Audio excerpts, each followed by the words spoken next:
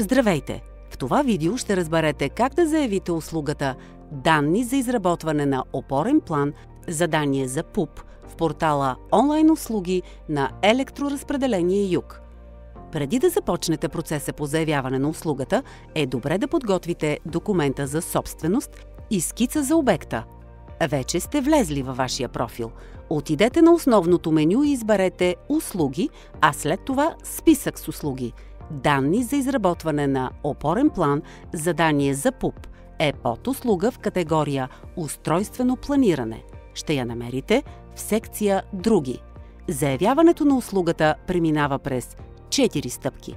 За да съхраните информацията, въведена на конкретната стъпка, и да преминете към следващата, е необходимо да натиснете червения бутон «Запази и продължи», който е в долния десен ъгъл на екрана. Ако не успеете да завършите заявката, тя ще остане записана в портала до последната запазена стъпка чрез бутона «Запази». Информация за незавършените заявки можете да откриете в меню «Услуги, неприключени заявки». Оттам можете да продължите с заявяване на услугата или да я изтриете при желание. Да започваме. В първата стъпка се появяват данните от вашия профил. Прегледайте ги за вярност. Чак след това изберете «Данни за изработване на опорен план, задание за ПУП» от падащото меню.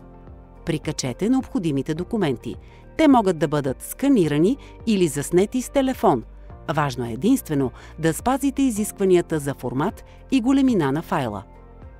Отбележете дали заявявате услугата в ролята на собственик или на наемател.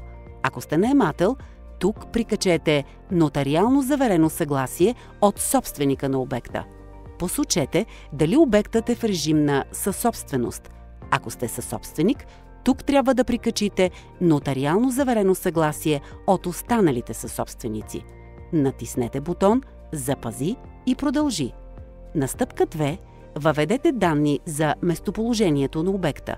Попълнете данните за населеното място.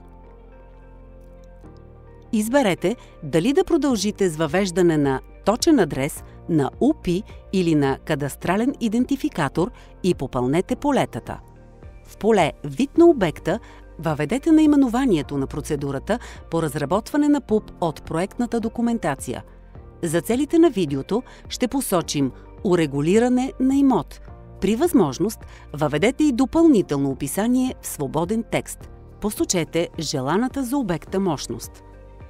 Натиснете бутон «Запази и продължи», за да преминете към следващата стъпка.